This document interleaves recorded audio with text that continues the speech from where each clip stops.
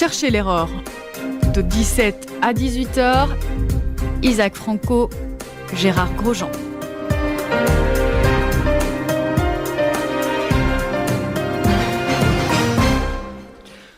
Bien, bonsoir chers amis auditeurs de Radio Judaïka. Bonsoir Isaac. Bonsoir Gérard, bonsoir tout le monde. Aujourd'hui est un jour où on ne peut sauter d'une chaîne à une autre sans entendre parler le nom de Bibi. Bibi Netanyahou, bien entendu, qui a fait le voyage jusqu'à Washington et qui a bravé à peu près toutes les mises en garde, tous les interdits qui lui étaient opposés tant par la classe politique israélienne que par l'administration Obama. Et également des dignitaires européens qui estiment aller dire face au Congrès que la menace iranienne est une réelle menace et non pas quelque chose de fantasmagorique. C'est insulter l'avenir, c'est menacer l'avenir parce que c'est réveiller le lion qui dort. Et je crois que de cette façon, Bibi fait preuve d'une certaine forme de courage politique, en tout cas, en allant exposer directement devant le Congrès américain, aujourd'hui devant l'AIPAC, il a délivré un message dans l'AIPAC, réunion de l'AIPAC qui a été boudée par Obama. Le président Obama a convoqué cet après-midi, au même moment, une conférence de presse pour contrer à l'avance les arguments que Netanyahou pourrait avancer. Personne de l'entourage politique d'Obama, tel que Kerry, n'assistera justement à la conférence de l'AIPAC, alors que traditionnellement, c'était un des rendez-vous politiques d'importance au sein de la classe américaine, de la classe politique américaine. Déjà un signe d'antagonisme évident qui se poursuit, qui se renforce, d'une déchirure qui s'en trouve un peu plus chaque jour. Et nous attendons donc ce discours à l'AIPAC aujourd'hui même. Et nous attendons également le discours devant le Congrès, où Netanyahou n'a pas caché son intention de dévoiler les vrais aspects du faux accord en préparation entre les États-Unis et l'Iran. Il a dit d'ailleurs que les députés américains et les sénateurs ne connaissent pas le contenu de ces soi-disant accords. Je pense que personne ne connaît le contenu de ces accords, peut-être même pas Obama. C'est vous dire que l'ambiguïté qui règne, le brouillard qui est volontairement répandu autour de ces négociations, avec pour seul objectif de faire croire à un accord, à une perspective de paix. Voilà un petit peu ce qui est la toile de fond de ce déplacement de Bibi Netanyahou. Rappelons que Bibi Netanyahou sera accompagné par Naftali Bennett, qui a décidé de le soutenir dans sa démarche, contrairement aux autres leaders politiques israéliennes qui auraient été bien inspirés sans doute de démontrer au moins qu'il y avait une cohésion au sein des classes politiques israéliennes face à une menace aussi terrible, aussi évidente que cette menace iranienne. On en reparlera également plus tard. Non, il n'y a pas seulement que la menace nucléaire, également la menace militaire, avec une présence de plus en plus renforcée tout autour des frontières d'Israël et à quelques dizaines de mètres dans certains cas, je pense notamment au Golan et à la frontière libano-syrienne. Voilà. Isaac. Petite mise au point à propos du discours devant l'AIPAC aujourd'hui. C'est pas des seconds couteaux que l'administration américaine aura envoyés à la fin, parce que effectivement, oui, toute la semaine dernière, l'administration se demandait si elle allait envoyer un sous-secrétaire de quelque chose ou un porteur de serviettes, mais en définitive, c'est deux personnalités d'un certain calibre qui seront présentes à l'AIPAC pour représenter la Maison-Blanche. Il s'agit de Susan Rice, qui est la responsable de la NSA, et également de Samantha Power, qui est ambassadeur des États-Unis auprès de l'ONU. Bon, c'est pas effectivement le secrétaire d'État, John Kerry, c'est pas le président, c'est pas le vice-président, mais c'est néanmoins deux personnalités. Il ne fallait pas aller trop loin dans l'expression de cette fâcherie entre Washington et Jérusalem, et donc on a jugé bon d'envoyer quand même deux personnalités. Sauver les meubles. Voilà, sauver les meubles, une certaine envergure. On est fâché avec Benjamin Netanyahou, mais on n'est pas trop fâché avec Israël, et si on l'est vraiment, il ne faut pas trop l'exposer. Alors, pour ce qui est du fond, maintenant, effectivement, Benjamin Netanyahou va s'exprimer demain, sauf contre-ordre ou changement de dernière seconde qui paraît à ce stade improbable, tant il y perdrait de la crédibilité et qui mettrait un terme à sa carrière politique. Benjamin Netanyahou va donc parler demain devant les deux chambres réunies, la Chambre des représentants et le Sénat. Cette salle du Congrès comporte 448 sièges. La Chambre des représentants compte 435 représentants, députés, 100 sénateurs, ça fait 535. Il y aurait également une vingtaine de membres de la délégation israélienne, ce qui fait 550 personnes.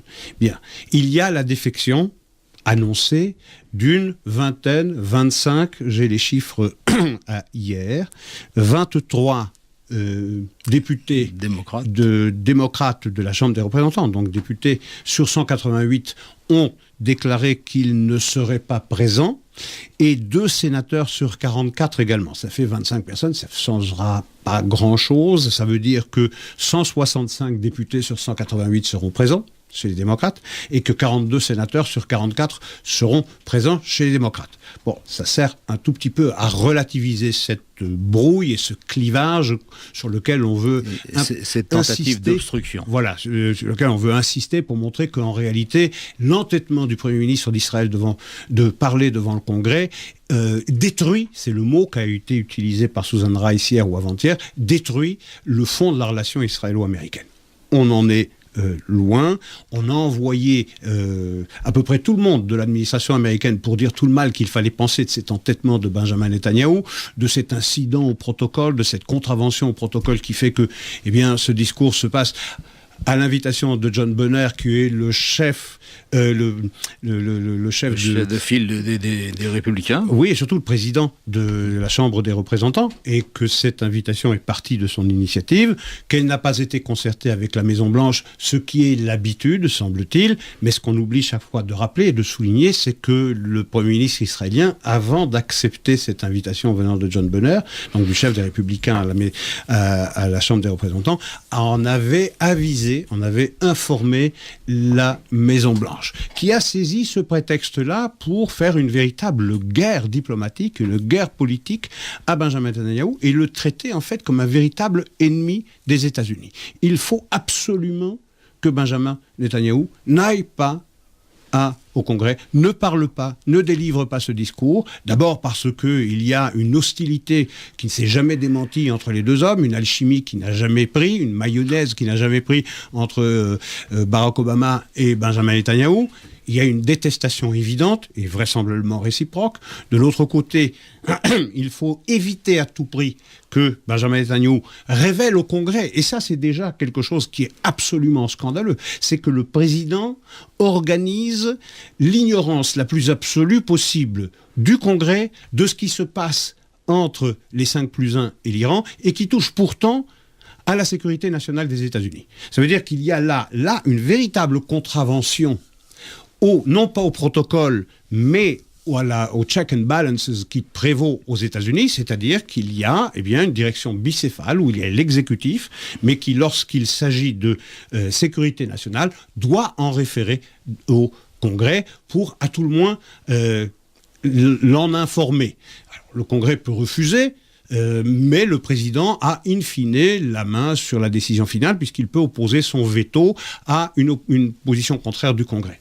Mais il ne veut même pas en informer. C'est également une brèche à la démocratie.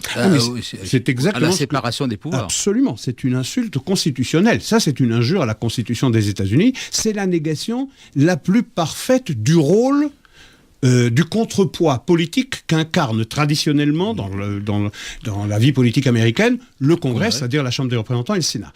Et ça, de cette affaire-là, on n'en parle absolument jamais, que le président fait tout en réalité pour que les représentants de la nation américaine ne sachent rien, absolument rien, de ce qui est en train de se conclure à Genève aujourd'hui, puisqu'il y a des négociations aujourd'hui encore entre Jafari avec Kerry. Et ça, c'est absolument ahurissant, cette volonté, cette organisation de la Maison-Blanche pour que le Congrès ignore jusqu'au dernier moment ce qui se passe et qu'on le mette en réalité devant le fait accompli. Et donc il faut faire taire le soldat Benjamin Netanyahou parce qu'il est celui qui va venir dire aux congressmen, aux députés comme aux sénateurs, attention, voilà ce qu'on est en train de préparer comme accord, et cet accord est déjà tellement avancé qu'il ne reste pour le signer que quelques points que je dirais de détail à ce stade-ci, puisque c'est les fuites qui le révèlent, c'est des points liés au contrôle, à la manière dont on va contrôler le respect de cet accord par l'Iran, et surtout la vitesse de la levée des sanctions qui frappent pour l'instant l'Iran. Là-dessus, on ne s'est pas encore mis d'accord, mais pour le reste, il y a déjà plus qu'une ébauche d'accord, il y a déjà un cadre d'accord assez précis qui permet à l'Iran de garder sa capacité d'enrichissement de l'uranium avec des milliers de centrifugeuses, et également Arak, la centrale d'Arak, et avec, malgré le fait que l'AIEA s'est plainte, pas plus tard que la semaine dernière, du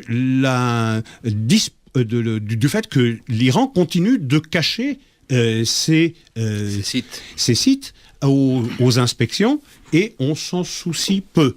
Il faut aussi savoir que dans ce accord qui est en train de s'ébaucher, nulle mention n'est faite de la recherche iranienne en matière de missiles balistiques. Alors, il faut savoir que les missiles balistiques que l'Iran auxquels l'Iran est en train de travailler, ça ne sert pas à balancer de la dynamite, ça sert à mettre une ogive nucléaire. On se demande pour un programme nucléaire civil en quoi il est nécessaire d'avoir un département de recherche sur les missiles balistiques.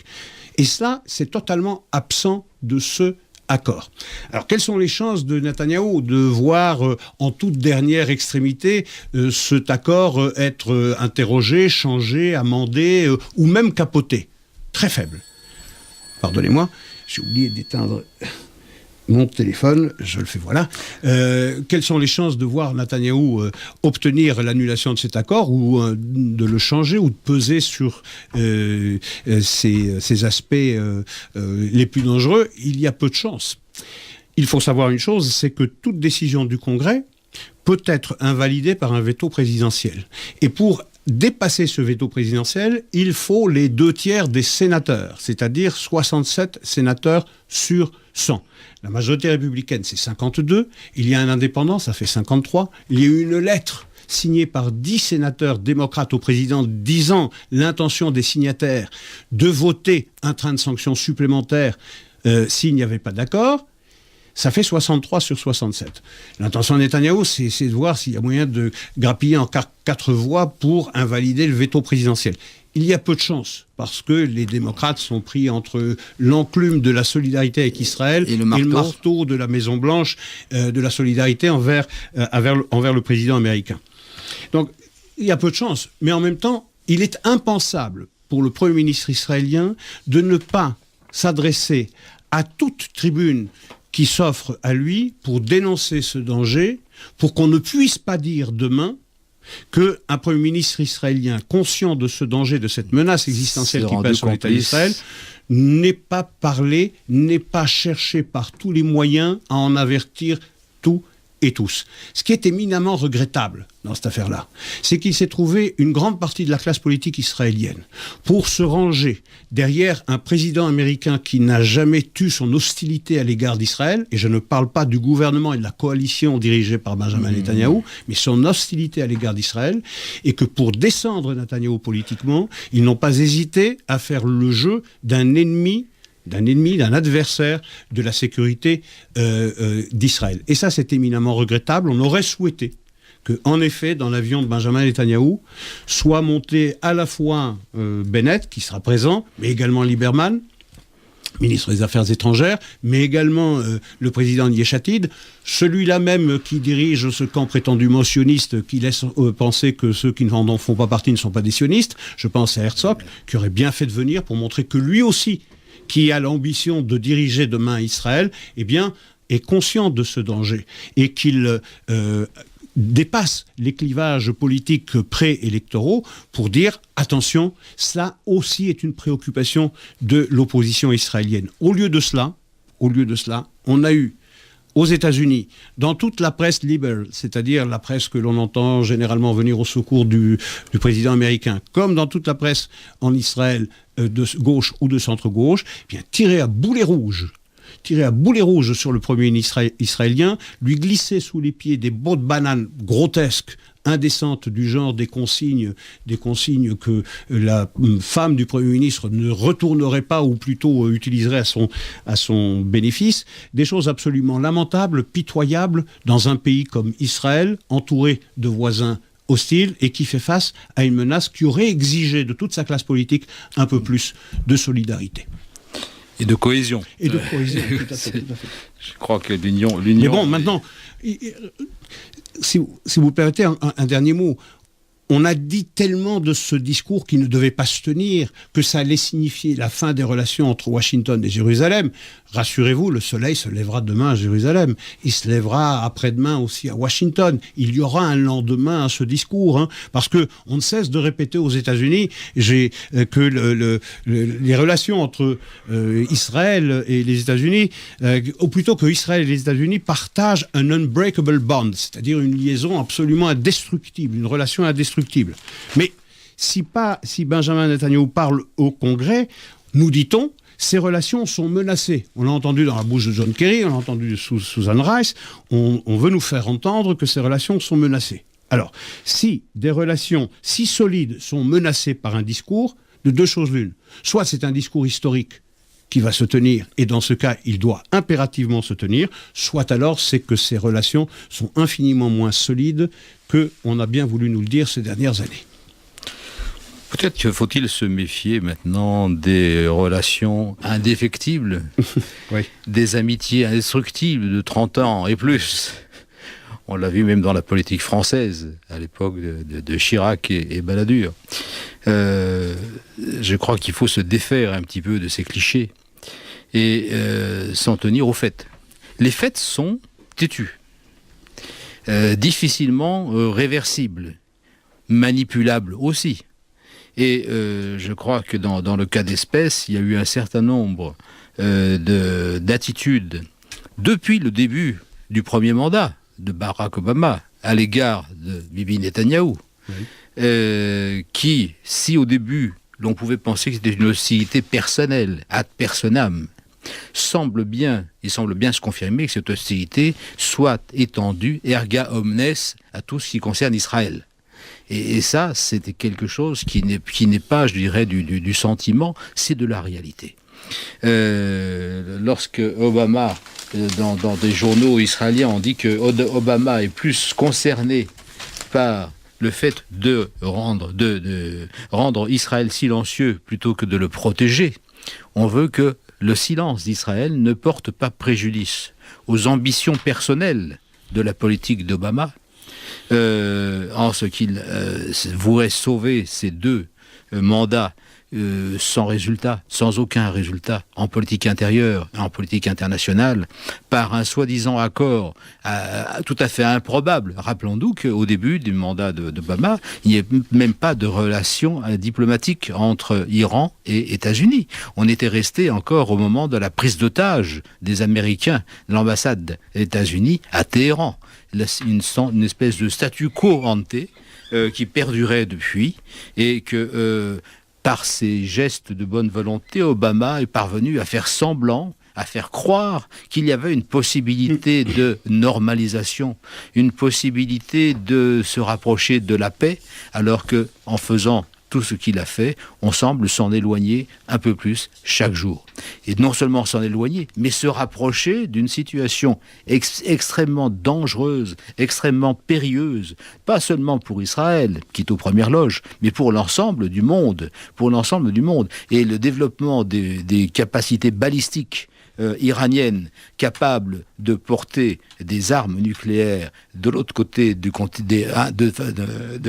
portée intercontinentale, prouve bien que les ambitions sont là, les moyens se mettent en place peu à peu, et que les discussions que l'on peut avoir maintenant sur le nombre de centrifugeuses, que l'on peut avoir sur le degré d'enrichissement, ce sont véritablement des détails du maquillage, de la cosmétique. Pour le reste, pour le fond du problème, l'ambition iranienne. Et d'ailleurs, les Iraniens ne se privent pas de le déclarer toutes les semaines. Chaque semaine, il y a une déclaration d'un des représentants les plus éminents de la classe politique iranienne qui rappelle l'ambition d'annihiler le peuple d'Israël, l'État d'Israël.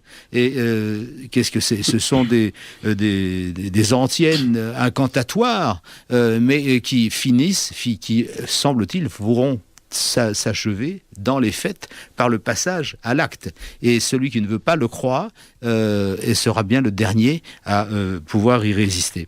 Voilà. Donc, les tentations américaines de convaincre au silence, de contraindre au silence Bibi Netanyahou, qui semble être le dernier porte-voix de la conscience européenne, de la conscience occidentale, face, je dirais, à la barbarie du régime iranien, qui en témoigne tous les jours également. Les pendaisons de femmes infidèles parce qu'elles ont été violées. Rappelons un petit peu ce que c'est qu'une femme infidèle en Iran. Les pendaisons d'homosexuels en place publique, au bout d'une grue, pendant plusieurs jours, qu'on laisse piqueter par les oiseaux. Les arrestations sans procès, les violations permanentes du droit international, les violations de tous les accords internationaux, notamment en ce qui concerne le Moyen-Orient, avec les soldats iraniens qui sont parvenus à l'attaquer, soi-disant pour soutenir le régime de Bachar el-Assad, en soutien de Bachar el-Assad. Et en fait, on sait très bien maintenant que c'était pour se rapprocher des frontières d'Israël, pour appuyer encore une menace encore plus directe sur les frontières d'Israël. Donc la menace nucléaire n'est pas la seule. Loin de là. Mais loin de là, et c'est vrai que cet arbre nucléaire risque de cacher la forêt des ambitions hégémoniques iraniennes, qui se sont déjà manifestés, puisqu'on l'a déjà dit, le régime iranien maintenant règne sur 5 capitales au Moyen-Orient. Je ne parle pas de Téhéran, mais il y a là désormais à Bagdad, à Damas, à Beyrouth et également à Sanaa, maintenant au Yémen. Donc en réalité, la première bombe atomique, je dirais, sur un plan stratégique, l'Iran l'a déjà en étant présent pour commander le Bab el-Mandeb, c'est-à-dire le point de liaison entre la mer Rouge et l'océan Indien. Et c'est certain que de faire de l'Iran un pays du seuil va asseoir cette hégémonie et va conforter ce régime pour bien longtemps, plutôt que de l'affaiblir. Alors on peut ici parler littéralement de trahison des États-Unis. Rien moins que d'une trahison. N'oublions pas de quoi on est parti.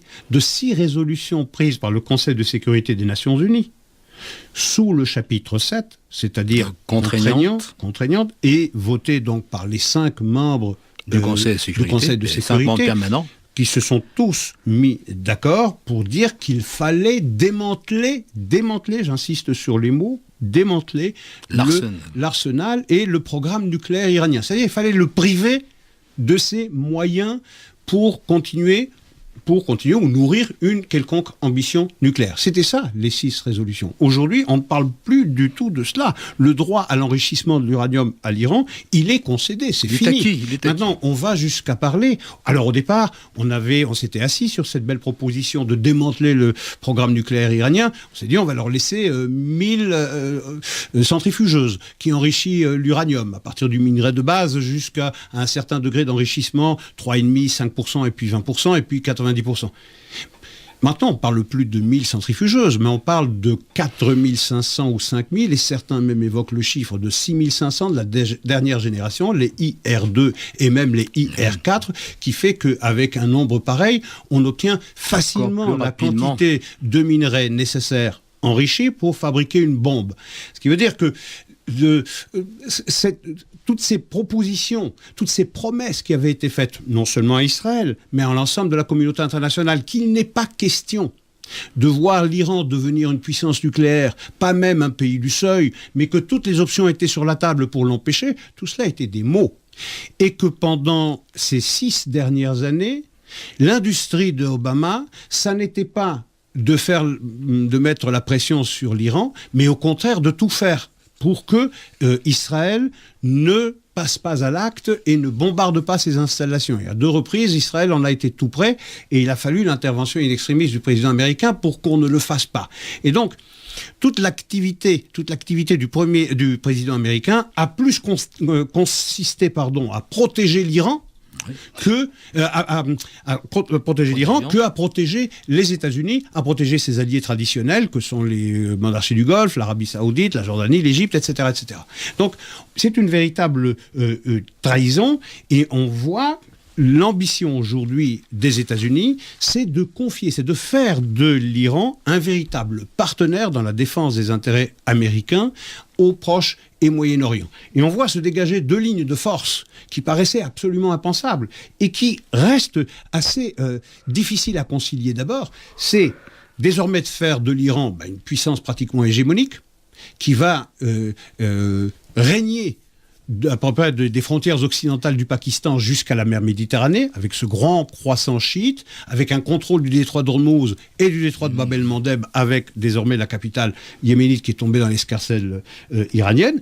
Donc, premier partenaire des États-Unis, l'Iran chiite, le plus radical qui soit, le pays le plus voyou qu'il est possible d'imaginer, celui qui nie le plus les droits de l'homme, le droit des femmes, le droit des homosexuels, tout ce que vous avez rappelé. Et de l'autre côté, c'est s'appuyer sur les frères musulmans sunnites. C'est-à-dire sur l'islam sunnite le plus radical qui soit, incarné par qui ? Par le Qatar et par la Turquie, qui fait de ses ennemis désormais l'Arabie Saoudite et l'Égypte.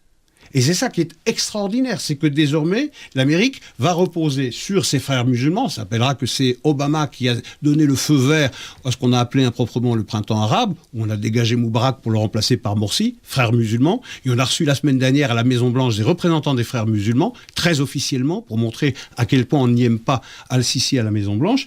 Et ici, l'Iran chiite. Allez comprendre cela, allez comprendre la logique de cette politique étrangère américaine qui, en fait, affaiblit tous les alliés de l'Amérique sur lesquels elle a pu compter ces dernières décennies.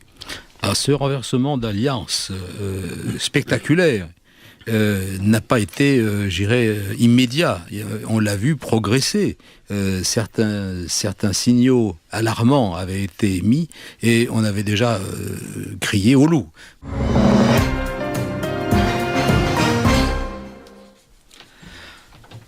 Alors nous avons évoqué il y a quelques instants le cas de l'Égypte.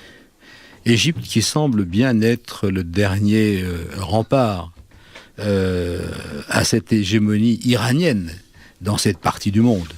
Avec Israël. Avec Israël, oui. Mais je parle d'une monde arabo-musulman. Oui. Parce que rappelons qu'il y avait des tentations du côté de la Turquie, mais la Turquie n'est pas arabe. Ce qui irrite déjà l'Arabie Saoudite et l'Égypte. Il y a des tentations iraniennes. Les Iraniens ne sont pas arabes non plus. Ils sont musulmans, mais ils ne sont pas arabes. Et l'Égypte était traditionnellement le leader de la région depuis Nasser, qui avait tenté de fédérer les pays arabes dans la région, d'abord au sein de la conférence des non-alignés, et puis ensuite au sein des coalitions successives du monde arabe, Ligue arabe et l'organisation de la conférence des pays des États islamiques. L'Égypte, actuellement sous la férule du maréchal Sisi, a finalement déterminé que le Hamas, aussi bien sa branche armée que son aile militaire, étaient des organisations terroristes. C'est une cour judiciaire égyptienne qui l'a établie, de telle sorte que maintenant les frères musulmans du Hamas seront considérés comme organisation terroriste et pourchassés en tant que tels. Que croyez-vous qu'il arrive dans nos médias internationaux et occidentaux. Très peu d'écho à cette décision, parce que déjà nous avons eu le temps de nous gratter, de nous gratouiller pour considérer que le Hamas est le militaire, peut-être, mais pas les politiques, parce que c'est un mouvement politique, comme le Hezbollah, c'est une part importante de la vie politique libanaise. Donc on ne peut pas priver l'équilibre du Liban de cette partie dure et qui maintient son épine dorsale. Donc nous avons hésité combien de fois à qualifier de terroriste le Hamas, à tel point que même la Cour européenne a défini qu'il fallait retirer le Hamas de la liste. En tout cas temporairement. Temporairement, mais cette décision est venue, ce qui était aussi tellement improbable. C'était vraiment... symboliquement, c'est dur. Symboliquement, c'est dur. Absolument. Pour dire, puisque il n'y avait pas eu d'éléments judiciaires concrets dans les pays qui avaient demandé l'inscription, donc on ne peut pas l'inscrire. Si votre agresseur n'a pas laissé sa photo, et on ne peut pas l'inscrire. Voilà. C'est une situation aussi invraisemblable qui demande maintenant, je dirais, qui exige que les pays de l'Union européenne, au moins eux, fassent la démarche de renverser cette décision en produisant les éléments juridiques nécessaires permettant de qualifier officiellement, légalement, dans la législation internationale, le Hamas comme organisation terroriste. La législation européenne. Hein. Européenne. Oui. Mais c'est par l'Europe que les milliards d'euros et de dollars parviennent à cette organisation, soit directement, soit par les dotations de l'autorité palestinienne, soit par les fonds des Nations Unies pour les réfugiés. Pour les réfugiés. Et par tous les moyens, que ce soit sous forme de dons multilatéraux, soit sous forme de dons bilatéraux entre États et le Hamas. Voilà.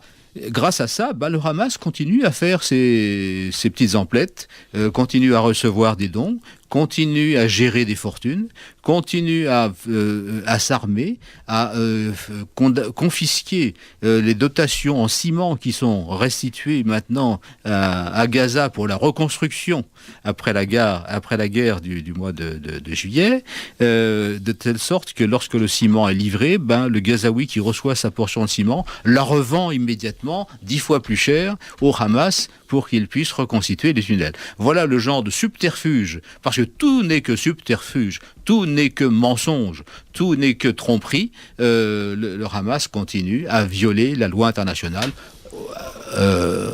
au nez et à la barbe de tous les États légalistes, entre guillemets.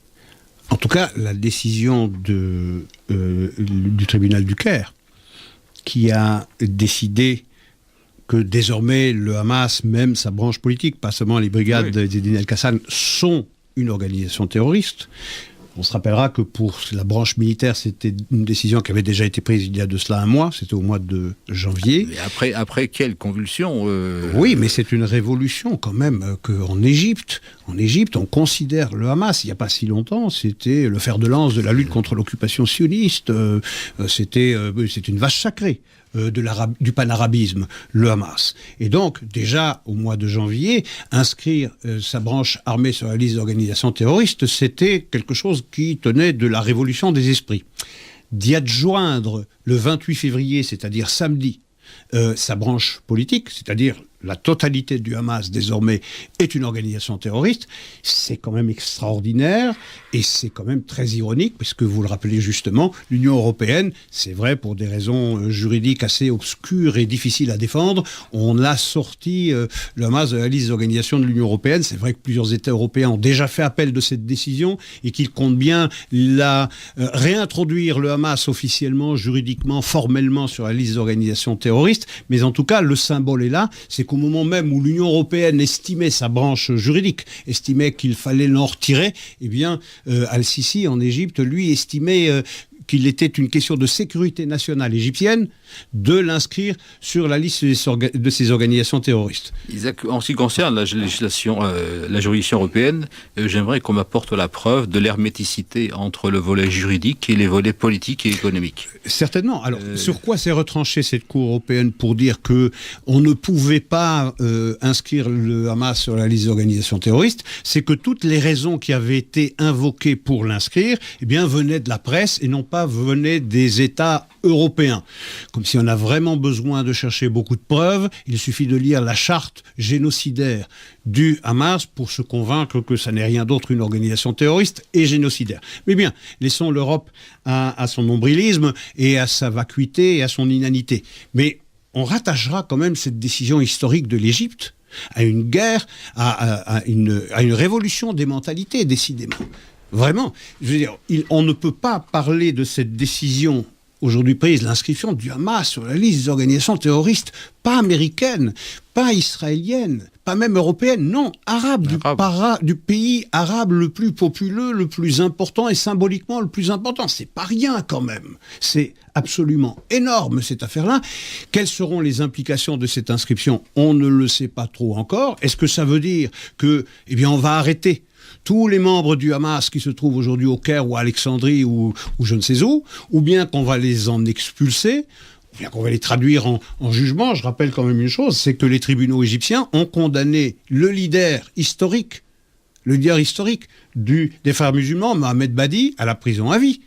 Et le financier historique des frères musulmans égyptiens également. C'est pas rien. Donc c'est une guerre à outrance, c'est-à-dire que c'est la première fois dans l'histoire, depuis la fondation du Hamas, que l'Égypte voit le Hamas non pas comme un outil, comme un instrument pour affaiblir Israël, mais le voit aussi comme un instrument qui risque d'affaiblir le propre pouvoir de l'exécutif égyptien, une menace à la sécurité nationale égyptienne. Et il y a une convergence évidente, objective, entre Jérusalem, qui voit depuis bien longtemps le Hamas comme un danger pour sa sécurité, et désormais le Caire. Et donc ça fait de ces deux capitales deux alliés qui objectifs extrêmement puissants.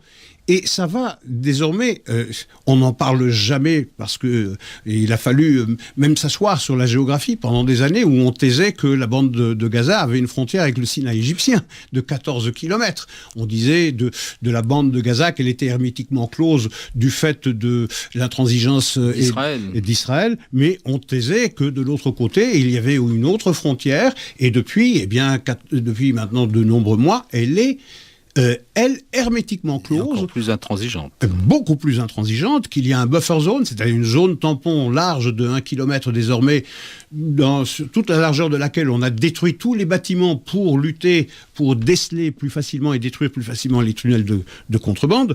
Donc il y a une guerre aujourd'hui ouverte entre le Hamas et l'Égypte. C'est pas rien cette affaire-là.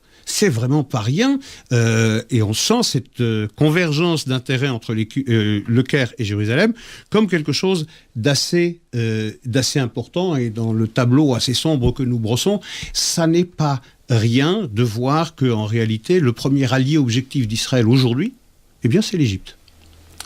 Écoutez, pour éclaircir un petit peu cet horizon également, j'aurais que nous fassions référence à la décision d'une cour fédérale new-yorkaise, oui, suite à la plainte de victimes et ayant droit de victimes des attentats en Israël, qui ont été perpétrés, qui ont été commandités par l'autorité palestinienne, les mouvements de l'autorité palestinienne, et à ce titre, cette cour fédérale a condamné l'autorité palestinienne à un certain nombre d'amendes très élevées. Dans un premier temps, je crois que c'est quelque chose comme 200 et quelques millions. 218 millions de dollars. Mais qui est susceptible d'être... Non, pas susceptible, c'est multiplié par 3 automatiquement. Automatiquement. Voilà. Ça fait 655 millions de dollars, amende à laquelle ont été condamnés l'OLP et l'autorité palestinienne. Voilà. Ce qui est clair d'un jour nouveau. D'un jour nouveau pour qui... pour qui voulait bien le croire. Vivait la nuit. C'est ça. Effectivement. Pour les nyctalopes. Voilà, c'est ça. Et de telle façon que lorsqu'on vient nous rabâcher les oreilles de la partie modérée palestinienne, des négociateurs qui sont parfaitement habilités à souscrire des accords, qui ne souscrivent pas d'ailleurs, parce que jusqu'à présent, aucun accord n'a été souscrit. Même ceux qui étaient tellement proches d'une conclusion qu'on pensait que tout était bouclé, qui sont incapables même de conclure de façon interne des accords avec la partie gazaoui du territoire palestinien. Voilà un petit peu que se sont condamnés. Ils ont fait appel, bien entendu. Bien sûr, la justice au mois de mai. est faite pour ça. Nous attendrons avec intérêt les réactions de la Cour d'appel américaine. Oui, ce sera au mois de mai de cette année. C'est assez rapide. C'est plus rapide qu'en Belgique. Absolument, on ne s'en étonnera pas.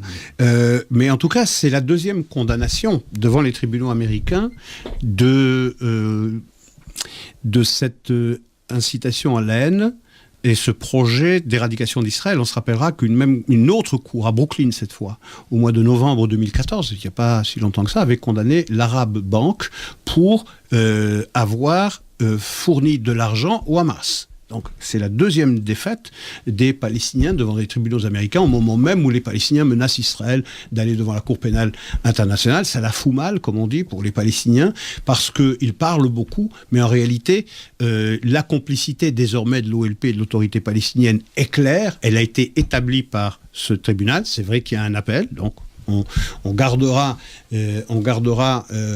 gardera de jugement définitif, mais toujours est-il que le bénéfice du doute subsiste. Voilà, mais la preuve a été, en tout cas en premier degré, apportée devant le jury populaire qui a décidé à l'unanimité de condamner l'OLP et l'autorité palestinienne pour sa complicité objective et factuelle à l'entreprise terroriste pendant la deuxième intifada. C'est pas rien, ça, c'est énorme. Et ce qui est encore plus énorme que cela, c'est le silence absolu qui a accompagné cette condamnation absolument symboliquement énorme. Alors je ne parle pas du montant qui est déjà important et qui va mettre un peu plus l'autorité palestinienne sur la paille, mais sur un plan symbolique et sur un plan politique, d'avoir condamné l'autorité palestinienne dont on nous rabâche les oreilles que c'est un partenaire modéré. Eh bien, il est convaincu devant les tribunaux américains de complicité, de meurtre et de terrorisme, et d'entreprises terroristes et d'incitation à la haine.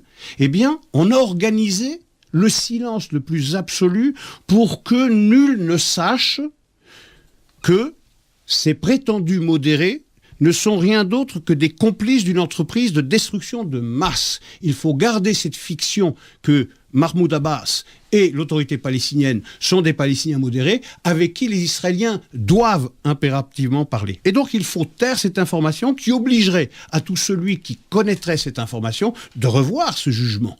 Parce que ça éclaire en effet d'un jour nouveau pour celui qui dormait la nuit, eh bien l'idée que le véritable bourreau, ça n'est pas le sionisme épouvantable, mais ce sont l'autorité palestinienne et l'OLP. C'est de montrer que, comme le Hamas, eh bien, il y a une dimension génocidaire, une dimension terroriste. Donc ça éclairerait tout le contentieux arabo-juif, tout le contentieux israélo-palestinien sous un jour nouveau où chacun serait enfin remis à sa place. Les Juifs comme victimes d'un projet génocidaire des gens palestiniens, à la fois du Hamas que de l'autorité palestinienne, et les Palestiniens dans leur rôle de bourreaux, d'incitateurs à la haine et d'adeptes d'un projet génocidaire et de destruction du peuple juif. Ça, personne n'en a rien dit. Et c'est ça le plus scandaleux. C'est ça le plus scandaleux. Il ne faut surtout pas que les gens changent d'avis. Il faut continuer de pouvoir pointer un index accusateur sur Israël et taire l'idée, eh bien, la réalité désormais affirmée devant les tribunaux que, eh bien, l'autorité palestinienne a trempé la main et continue de tremper la main en glorifiant les martyrs et en payant les terroristes d'un salaire important, eh bien, qu'ils sont aussi coupables que le Hamas. C'est un jugement absolument historique, on en parlait déjà la semaine dernière, et le jugement est tombé le soir même de notre dernière émission. Donc on rapporte cette information qui est extrêmement importante, mais on ne peut pas taire ce silence qui entoure cette décision tout à fait historique. Comme on ne peut pas taire non plus le silence qui entoure une information dont on se prend à se demander les commentaires qu'on aurait réservés si elle avait été prise par les Israéliens. Figurez-vous que la frontière égypto-gazaoui est fermée, on l'a dit, tellement fermée que désormais les 7500 pèlerins de Gaza qui voulaient se rendre à la Mecque pour un pèlerinage de l'Oumra, eh bien, ils ont été interdits de sortir, alors que, eh bien, ils avaient demandé ce droit depuis déjà plusieurs mois et il leur avait été accordé. Ils ne peuvent même pas sortir et donc même pas faire ce pèlerinage. Imaginez seulement si une telle décision avait été prise par Israël. On en vient à se poser la question de savoir, avec l'inimitié désormais qui court entre le Caire et Gaza, si, je vais peut-être un peu loin dans ces conséquences possibles de l'inscription du Hamas sur la liste des organisations terroristes de l'Égypte, eh bien, c'est se demander si une opération bordure protectrice égyptienne est possible. Imaginez seulement une guerre entre l'Égypte et Hamas du genre, sur le même schéma que celle qui a eu lieu au mois de juillet-août entre Israël et les terroristes du Hamas. On serait très curieux de voir si face à un même ennemi, le Hamas en l'occurrence, la presse internationale serait aussi sourcilleuse des crimes égyptiens. J'ai peur d'énoncer cette pensée, c'est que je pense que la bordure protectrice égyptienne serait plus efficace que la bordure protectrice israélienne. Elle s'embarrasserait beaucoup moins de scrupules. De scrupules, c'est sûr. De déontologie, et elle serait certainement plus efficace. J'en veux pour preuve déjà cette zone tampon qu'ils ont créée. En n'hésitant pas à déplacer des milliers de personnes, des milliers d'habitations, alors que lorsque Israël veut punir la famille d'un terroriste en détruisant une maison, vous voyez un peu le tollé international que cela suppose, des droits de l'homiste qui montent au créneau, et je crois qu'on oublie toujours quelle est l'origine de l'acte et qu'est-ce qui est le fait générateur. Oui. On s'en tient simplement à la manifestation. Alors, pour parler de l'autorité palestinienne, je reviens un instant sur le fait qu'Israël a retenu les droits, les taxes qui étaient perçues au nom de l'autorité palestinienne. Le tollé que cela a suscité, que continue à susciter, ça concerne, je crois, à peu près 200 millions de dollars. Oui, 2 fois 106 millions. 2 fois 106 millions de dollars. J'en veux pour preuve un débat qui a eu lieu la semaine dernière sur le I24 News, la chaîne établie à Yafo, et où un débat mettait face à face Emmanuel Navon, qui va être mon invité de l'émission Rencontre de ce soir, donc j'en profite pour lancer ce... Oui, donc restez bien à l'écoute, ça va être passionnant de 6h30 à 7h30. Et avec un juriste palestinien, et où il a très clairement mis en cause, il a très clairement mis en rapport les sommes qui sont en jeu, avec lorsqu'on dit que c'est un effondrement financier imminent de l'autorité palestinienne que cette rétention risque de provoquer. Et ça, ce n'est pas n'importe qui, c'est pas Monsieur Mahmoud dans la jury qui le dit, ni plus ni moins que John Kerry et toute l'administration américaine. Donc voilà, retenez 200 millions de dollars, mais dans le même temps, il y a 3 milliards de dollars qui ont été transférés sur les comptes de l'autorité palestinienne. Ces 3 milliards de dollars ont servi à quoi ? Eh bien, écoutez, à financer les prévaricateurs palestiniens. La corruption n'a jamais été aussi importante. C'est également les achats d'armes, les transferts d'armes.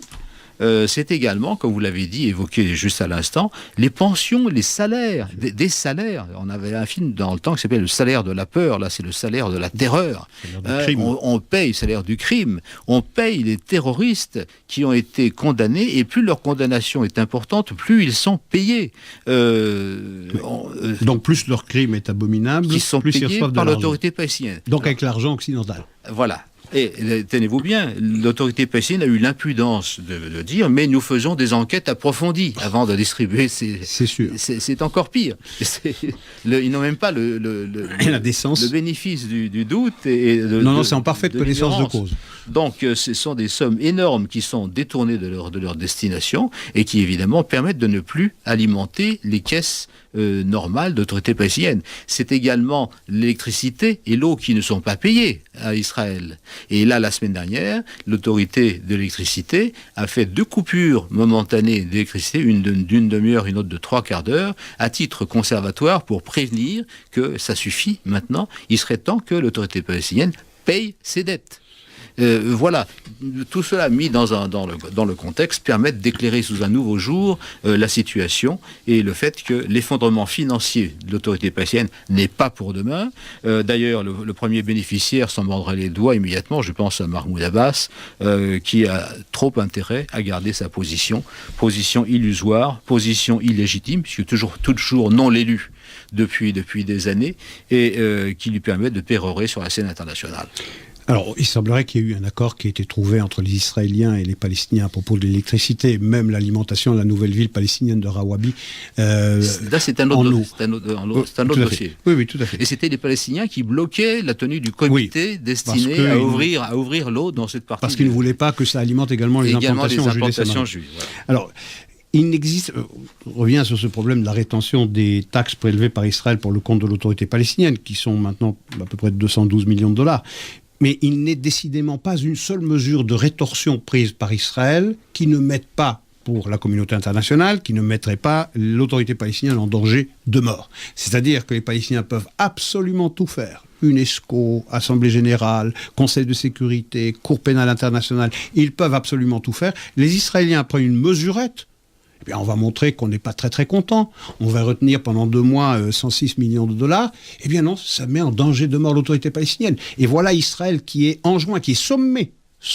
Rendez cet argent tout de suite parce que vous allez provoquer la ruine de l'autorité palestinienne. Vous ne pouvez pas le faire. Par contre, les Palestiniens, on n'a pas entendu ces cris d'orfraie lorsqu'ils allaient à la Cour pénale internationale, lorsqu'ils ont soumis avec le porte-voix jordanien leur résolution leur projet de résolution au Conseil de sécurité, ou lorsqu'ils ont été à l'UNESCO, ou bien lorsqu'ils ont eu ce statut d'État observateur à l'Assemblée générale des Nations Unies en novembre 2012. Merci Sarkozy. Donc, eux, ils peuvent absolument tout faire. S'asseoir sur les accords qu'ils ont signés à Oslo 1 en 93, Oslo 2 en 95, absolument tout faire, ça ne met pas en danger Israël, mais Israël qui montre sa mauvaise humeur, ah non, ça vous ne pouvez pas. Et le monde entier animé avec un même porte-voix dit à Israël, vous êtes responsable, vous êtes une intransigeance absolument inacceptable.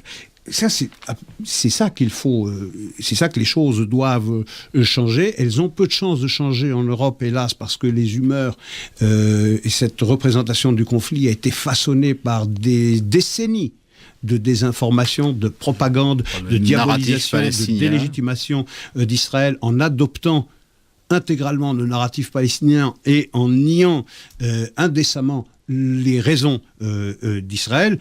Heureusement, aux États-Unis, il n'en est pas de même. Et ça, on n'en a pas non plus parlé. On dit que ça va durablement affecter les relations entre les États-Unis et Israël. Un sondage intéressant. Il est sorti la semaine dernière. Il y a 4 jours. Gallup, c'est le premier institut de sondage au monde. C'est pas n'importe qui a fait ça. Et personne n'en a parlé d'ailleurs de ce sondage. Qu'est-ce qu'il dit ? La population américaine soutient Israël à 70%. 17% pour l'autorité palestinienne. C'est-à-dire près de 3 Américains sur 4 soutiennent Israël et manifestent de l'empathie, de la proximité, de la solidarité avec Israël. 70%, c'est énorme. Vous savez combien était en 92 ce soutien ? 47%. Il est passé à 54% en 2000, il est aujourd'hui de 70%. Donc il n'a jamais été aussi fort qu'aujourd'hui, le soutien de la population américaine et donc de ses représentants au Congrès, Chambre des représentants comme Sénat, eh bien, vous avez un soutien d'où l'irritation d'Obama. Absolument.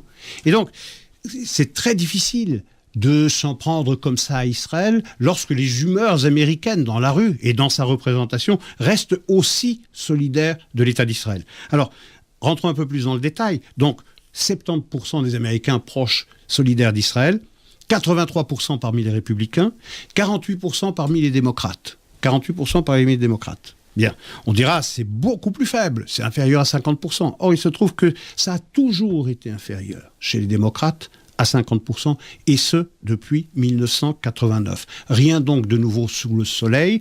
Il n'y a qu'en 2013 où le soutien démocrate à Israël était 55% supérieur à 50%.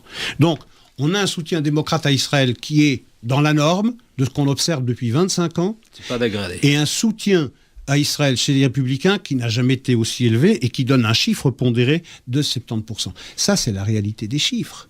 Et c'est fort de cette réalité-là que le Premier ministre israélien va s'adresser au Congrès, malgré le caca nerveux de l'administration américaine pour qui Benjamin Netanyahou contrevient au protocole. Rappelons quand même à cette administration américaine que lorsque le président américain s'est rendu en Israël en mars dernier, il avait insulté la Knesset, c'est-à-dire la représentation parlementaire israélienne, en ne daignant pas venir s'adresser à la représentation devant les députés israéliens. Et devant qui avait-il choisi de s'adresser ?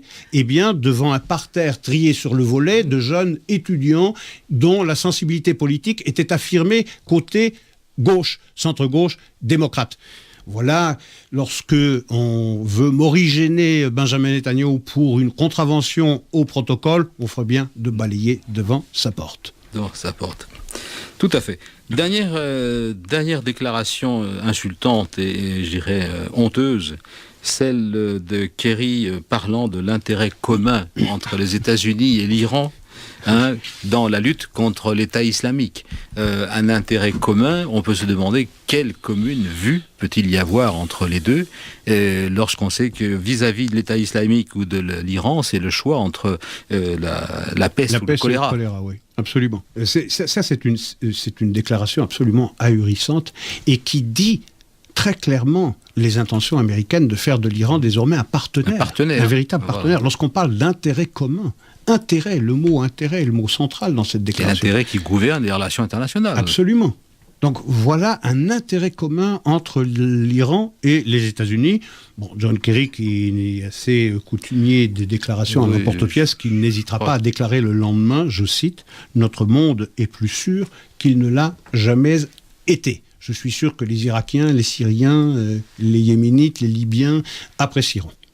Oui, enfin, Monsieur Kerry, je dis monsieur entre guillemets, est un personnage qui a l'habitude de parler sans filtre. Voilà, c'est ça.